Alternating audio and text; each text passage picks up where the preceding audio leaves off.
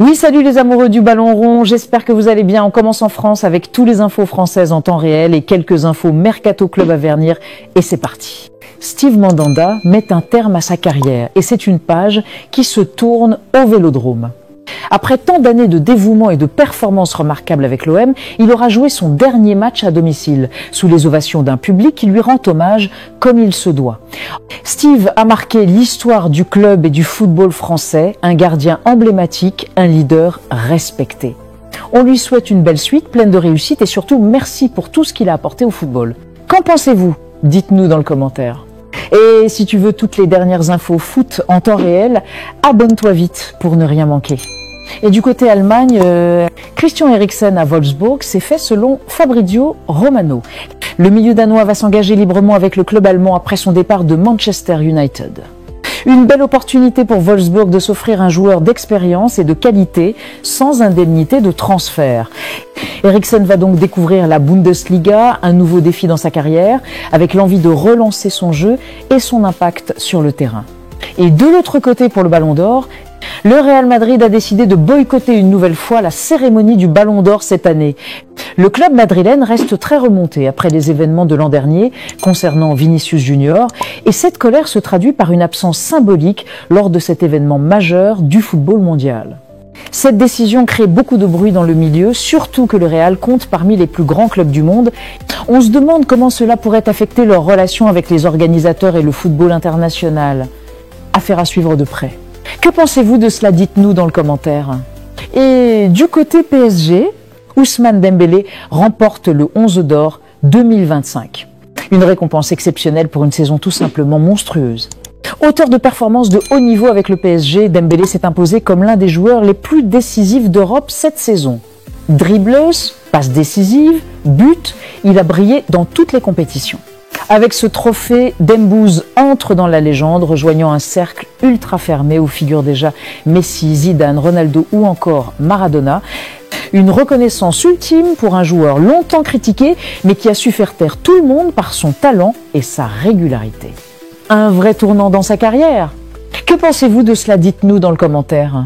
Et du côté marseillais, Adrien Rabiot sort du silence pour adresser un message fort aux supporters marseillais avant de débuter sa nouvelle aventure à Milan. Il remercie chaleureusement les fans pour leur accueil, leur soutien sans faille et leur passion qui ont fait de son passage à Marseille une expérience unique. Il évoque avec émotion l'ambiance magique du Vélodrome, les chants, les tifos et surtout le bonheur de marquer sous ses couleurs. Un beau témoignage d'amour pour l'OM et ses supporters qu'il n'oubliera jamais. Merci Rabiot et bonne chance à Milan. Et de l'autre côté, c'est officiel, Benjamin Pavard rejoint l'Olympique de Marseille et Gizé Bla.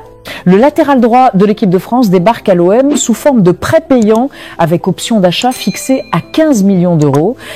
Une excellente opération pour le club marseillais qui récupère un joueur expérimenté, champion du monde et capable d'apporter de la solidité défensive mais aussi des montées tranchantes sur son côté.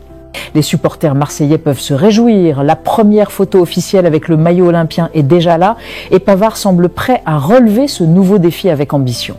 L'OM frappe fort sur ce mercato. Que pensez-vous de cela? Dites-nous dans le commentaire. Et maintenant en Espagne, Julián Álvarez a fait savoir à son entourage qu'il veut absolument signer au FC Barcelone lors du mercato estival prochain.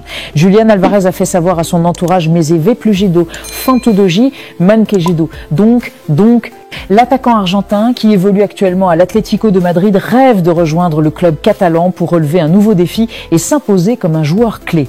Cette volonté montre son envie de changement et sa motivation à briller sous les couleurs blaugrana. Reste à voir si le Barça pourra concrétiser cette ambition avec un transfert l'été prochain. Affaire à suivre de très près. Que pensez-vous de cela? Dites-nous dans le commentaire. Et du côté madrilène, le Real Madrid envisage sérieusement de racheter Nico Paz à l'été 2026. Le jeune talent argentin actuellement prêté ou transféré avec clause pourrait retrouver la Maison Blanche dans 2 ans. Et ce, grâce à une option de rachat fixée à seulement 9 millions d'euros. Une somme très abordable pour le club madrilène, surtout si le joueur continue à progresser comme attendu. Formé au Real, Nico Paz est d'avenir.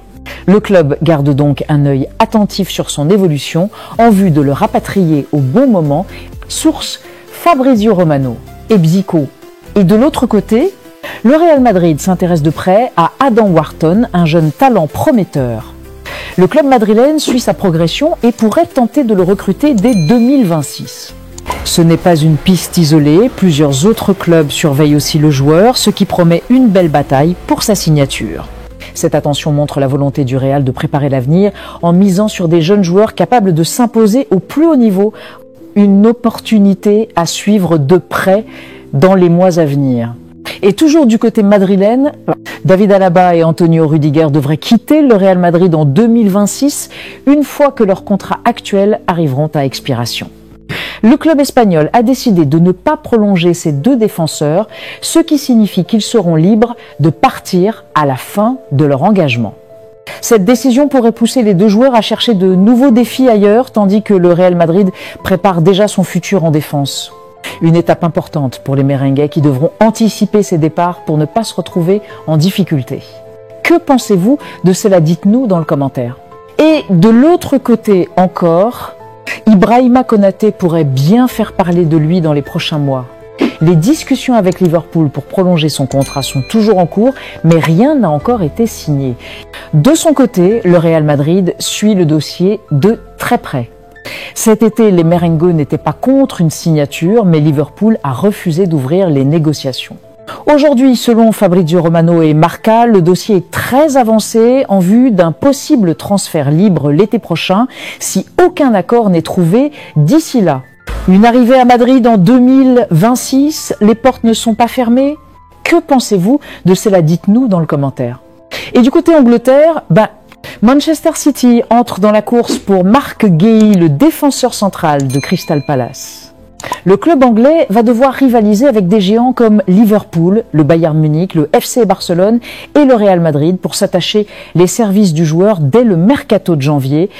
Marc Guéhi impressionne par sa solidité défensive et sa jeunesse prometteuse, ce qui en fait une cible très convoitée pour renforcer les défenses des plus grands clubs européens. Le mercato d'hiver s'annonce donc très chaud autour de ce dossier et les prochaines semaines seront déterminantes pour l'avenir du jeune défenseur. Et encore en Allemagne, le Bayern Munich a manifesté un intérêt sérieux pour Amine Gouiri cet été. Selon Foot Mercato, le club allemand a envisagé de recruter l'attaquant qui a montré de belles qualités ces dernières saisons. Un choix logique pour renforcer leur attaque. Finalement, le transfert ne s'est pas concrétisé, mais le fait que le Bayern ait ciblé Gouiri montre bien son potentiel et l'attention portée à ses performances. On suivra ça de près pour les prochains mercatos.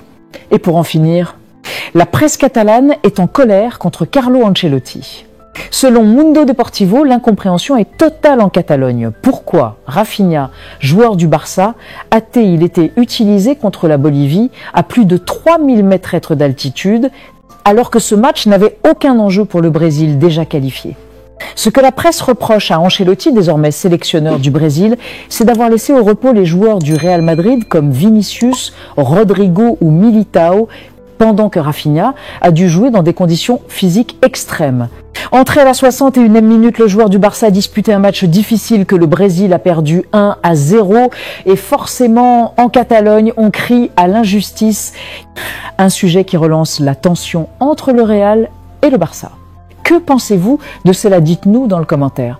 Et c'est tout pour aujourd'hui, n'oubliez pas de vous abonner et d'activer la cloche de notification pour ne rien rater de nos prochaines vidéos. Bye bye bye.